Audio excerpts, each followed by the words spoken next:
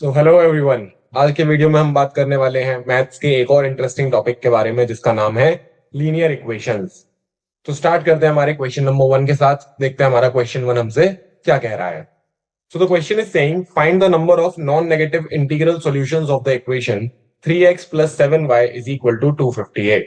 तो हमसे पूछा गया है कि 3x plus 7y is equal to 258 के कितने सॉल्यूशंस होंगे, यानी x और y के कितने पेयर होंगे जो इस इक्वेशन को सेटिस्फाई करते हैं। तो मैं कहूंगा ये बिगिनिंग के लिए एक बहुत ही अच्छा सिंपल सा क्वेश्चन। यहां पे हम क्या देख रहे हैं कि एक इक्वेशन गिवन है 3x plus 7y is equal to 258।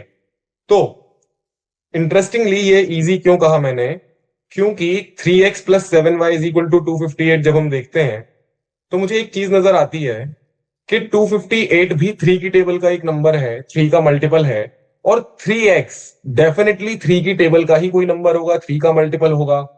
यानी कि ये नंबर 3 का मल्टीपल है और इसमें मैं कोई चीज जोड़ता हूं तो जो रिजल्ट आता है वो भी 3 का मल्टीपल है।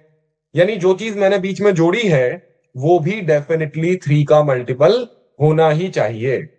लेकिन बीच में जो चीज लिखी हुई है वो तो 7y है, तो 7 की वजह से तो मुझे वहां से 3 नहीं मिलने वाला है।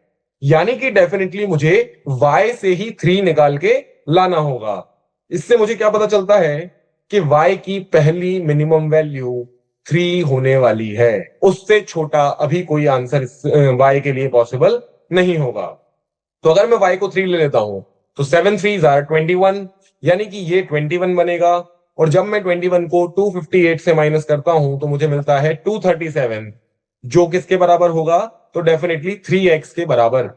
और 3x को 237 बनाने के लिए आप ध्यान से देखें तो मुझे जरूरत होगी 79 की। तो 237 प्लस 21 इज इक्वल टू 258, जो मैंने कैसे लाया, तो मैंने यहां 3 को यूज किया 79 टाइम्स, यानी x की वैल्यू मैंने 79 रखी है। और मैंने 7 को यूज किया 3 टाइम्स, यानी y की वैल्यू मैंने 3 रखी है। और इस तरह मैंने 258 रिजल्ट लेके आया। तो यानी कि x और y के लिए पहला सॉल्यूशन है 79,3। अब इसके बाद क्या मुझे और हिट एंड ट्रायल करने की जरूरत है या y की अलग अलग वैल्यूज रखने की जरूरत है? तो मेरा आंसर है यहां पर आपके लिए बिल्कुल नहीं। ऐसा क्यों? क्योंकि अब आता है यहां पर एक गोल्डन कॉन्सेप्ट। वो क्या है कि अब इस इक्वेशन को देखते हुए मैं क्या कह सकता हूं कि जब जब x 7 पॉइंट्स से बढ़ेगा y 3 पॉइंट से डिक्रीज होगा एंड वाइस वर्सा। यानी अगर y 3 पॉइंट से बढ़ेगा, x 7 पॉइंट से डिक्रीज करेगा, ऑल्टरनेट चलेंगे और एक दूसरे के पॉइंट्स ले लेंगे। तो अगर मैं x की वैल्यू बढ़ा दूं तो प्रॉब्लम हो जाएगी, y डिक्रीज करेगा। और मुझे बताने हैं इंटीग्रल सॉल्यूशंस इस इक्वेशन के लिए, यानी कि मुझे नॉन नेगेटिव इंटीग्रल यानी कि पॉजिटिव इंटीजर्स बताने हैं। तो मैं जीरो तो ले सकता हूं क्योंकि नॉन नेगेटिव इंटीग्रल लिखा हुआ है, यानी जीरो अलाउड है। बट उसके अलावा ऑप्शंस मेरे पास खत्म हो जाएंगे। तो एक ऑप्शन है कि मैं x को, जैसा मैं देख सकता हूं 7 पॉइंट से चेंज करना है, तो मैं x को अगर 7 पॉइंट से बढ़ाऊं तो मैं लिख सकता हूं यहां 86, और y 3 पॉइंट से डिक्रीज होगा यानी कि 0 हो जाएगा। सिमिलरली अब मुझे x को लगातार घटाना होगा, तो अगला सॉल्यूशन होगा 72,6, y डिक्रीज कर इंक्रीज करेगा। फिर अगला सॉल्यूशन होगा 65,9, x लगातार डिक्रीज करेगा, y लगातार इंक्रीज करेगा। और इस तरह से मैं कंटिन्यूसली इन नंबर्स को लिख के पता कर सकता हूं कि कहां मेरी x की वैल्यू 0 के पास आ जाएगी, क्योंकि डिक्रीज करते करते x छोटा होता जाएगा। तो आप इसको आराम से सॉल्व करें। मैं यहां पर आपको डायरेक्टली बता रहा हूं कि इस क्वेश्चन का आंसर क्या होने वाला है। So that answer is going to be 13। हमारे पास इधर 13 पेयर्स निकल के आएंगे जब आप इसको सॉल्व करेंगे। तो आप सारे पेयर्स बनाए डिक्रीजिंग ऑर्डर में और आप देखेंगे आपके पास 13 पेयर्स यहां पर होने वाले हैं। So let's move to the second question. Let's see वहां हमारे साथ क्या होने वाला है। So the second question is saying the number of positive integral solution of the equation 4x plus 5y is equal to 119। यानी आपको 4x plus 5y is equal to 119 को सेटिस्फाई करने वाले x और y के सारे पॉजिटिव इंटीजर सॉल्यूशंस बताने हैं। तो x और y को रिप्लेस करने वाले वो पेयर ऑफ नंबर्स जो इस इक्वेशन को ट्रू कर दें, हमें उन्हें यहां पर तलाश करना है and they should be positive, ये हमारी कंडीशन है। तो अब अगर आप इस क्वेश्चन को ध्यान से देखें तो एक चीज मैंने आपको पहले भी बताई थी कि जब भी आपके सामने एक सिंगल लीनियर इक्वेशन आती है दो वेरिएबल्स में जो कि हमारे सामने है, तो एक खास बात वहां पर हमें देखने को मिलती है, जो क्या है, तो मैं अगर इस इक्वेशन को दोबारा से लिख दूं तो हम देखते हैं ये इक्वेशन है 4x plus 5y is equal to 119।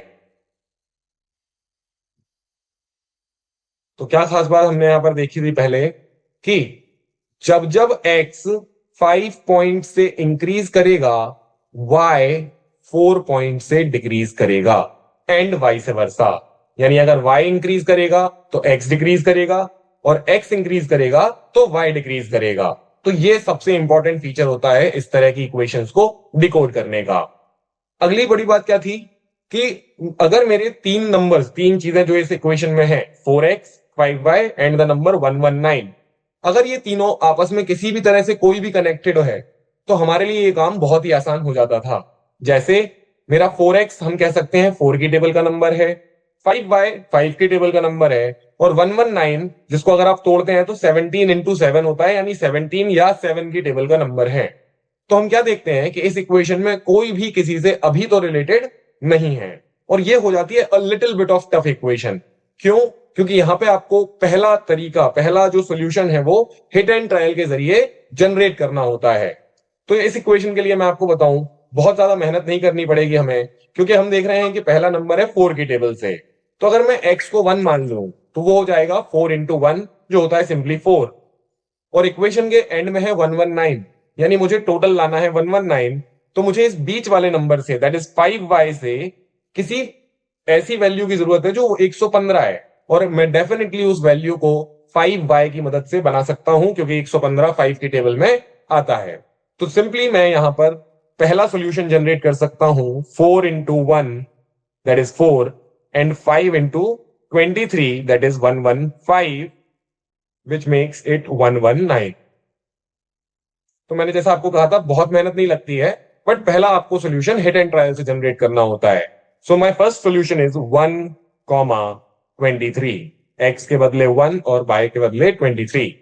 अब इसके बाद अगले सॉल्यूशन जनरेट करने के लिए मुझे कुछ भी करने की जरूरत नहीं है, क्योंकि अब आता है हमारा गोल्डन कॉन्सेप्ट, x और y ऑल्टरनेटली इंक्रीज और डिक्रीज करेंगे, और किस अमाउंट से करेंगे, तो वो एक दूसरे के नंबर्स एक्सचेंज करेंगे।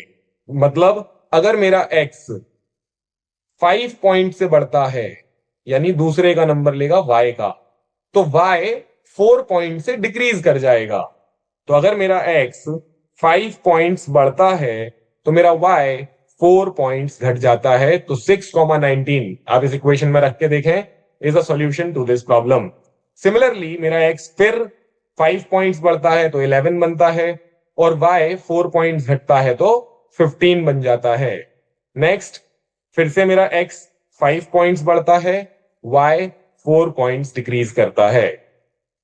एक और सॉल्यूशन 21,7, एक और सॉल्यूशन 26,3, और इसके बाद मैं अब अगला सॉल्यूशन नहीं ला सकता, क्योंकि अगर मैंने x को बढ़ाया तो y डिक्रीज करेगा 4 से और वो उसे -1 बना देगा, और मुझे सिर्फ अभी पॉजिटिव सॉल्यूशंस ही फाइंड आउट करने थे। तो कितने सॉल्यूशंस आते हैं हमारे सामने? 1 2 3 4 5 and 6। That is the number solution to this problem is option B, that is 6। So this was question 2. So question 3 is saying the number of positive integral solutions of the equation 5x minus 10y is equal to 185. तो फिर से हमारे सामने एक ऐसी linear equation है जिसमें दो वेरिएबल्स हैं, बट कुल मिला के हमारे पास सिर्फ एक ही इक्वेशन अवेलेबल है। तो कैसे सॉल्व करते हैं इस तरह के क्वेश्चंस को हम? तो क्वेश्चन हमसे कह रहा है कि x और y के पेयर ऑफ सॉल्यूशंस बताएं जो इस इक्वेशन को सेटिस्फाई कर देंगे। यानी मैं इस इक्वेशन में x और y के बदले क्या ऐसा लिखूं कि ये इक्वेशन ट्रू हो जाएगी, और मुझे वो सारे सॉल्यूशंस बताने हैं जो पॉजिटिव नंबर्स के हों और इस इक्वेशन को ट्रू करते हों। तो कैसे सॉल्व करेंगे? तो ध्यान से देखें, हम इस तरह के क्वेश्चंस पहले भी देख चुके हैं। इस बार जो क्वेश्चन है उसकी खासियत है हमारे बीच में, इस क्वेश्चन के बीच में दिया गया माइनस साइन। हमारी इक्वेशन है 5x minus 10y is equal to 185। तो दो बातें इस तरह की इक्वेशंस में ध्यान रखनी होती हैं। पहला, कि बीच का सिंबल पॉजिटिव है या नेगेटिव है, और दूसरा, क्या मेरी इक्वेशन की तीन टर्म्स जो कि यहां 5x 10y और 115 है, इनमें कोई रिलेशन है या नहीं। तो मैं क्लियरली देख सकता हूं कि 5x एक ऐसा नंबर है जो 5 की टेबल से आएगा, और 185 भी एक ऐसा नंबर है जो 5 की टेबल से आएगा। यानी मेरे दो नंबर्स हैं जो आपस में रिलेट हो गए हैं। तो इससे मुझे और क्या पता चल जाता है कि मेरा जो तीसरा एलिमेंट है 10y, इसे भी 5 की टेबल का ही नंबर बनना होगा, जो कि 10 की टेबल से है तो डेफिनेटली 5 की टेबल से तो होगा ही।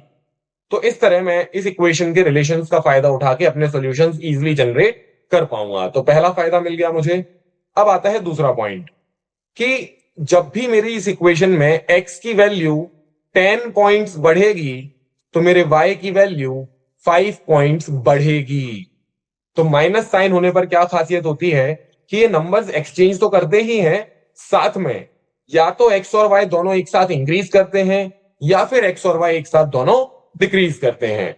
तो इतनी इंफॉर्मेशन के साथ अब मैं जनरेट करता हूं इस इक्वेशन का फर्स्ट सॉल्यूशन। तो कैसे करेंगे इसके लिए? तो ध्यान से देखें, पहली चीज है 5x, जिसमें से मुझे कुछ सब्ट्रैक्ट करना है और आंसर लाना है 185। यानी कि मेरा 5x जो वैल्यू है वो 185 से कम बड़ा होना जरूरी है। उसके बाद ताकि मैं उसमें से 10y या कोई भी ऐसी चीज माइनस करता हूं तो 185 आ पाए। तो इसके लिए मैं सबसे पहली चीज लूंगा 5 इंटू 38, ताकि ये चीज 190 बन जाए। लेकिन फिर 190 में से मैं 10 की टेबल का नंबर माइनस करूंगा तो 185 नहीं आएगा। यानी मुझे 5 इंटू 38 नहीं, 5 इंटू 39 लेना होगा, जो होता है 195। तो 5 इंटू 39 माइनस करेंगे 10 इंटू 1 एंड मैं पहुंच गया हूं 185 पर। तो ये मिल गया मुझे मेरा पहला सॉल्यूशन, दैट इज 39,1। और इसके बाद मैं अब कोई सॉल्यूशन जनरेट नहीं करूंगा, क्योंकि मैं इस्तेमाल करूंगा अपना गोल्डन रूल कि x अगर 10 पॉइंट्स बढ़ेगा तो y 5 पॉइंट्स बढ़ेगा।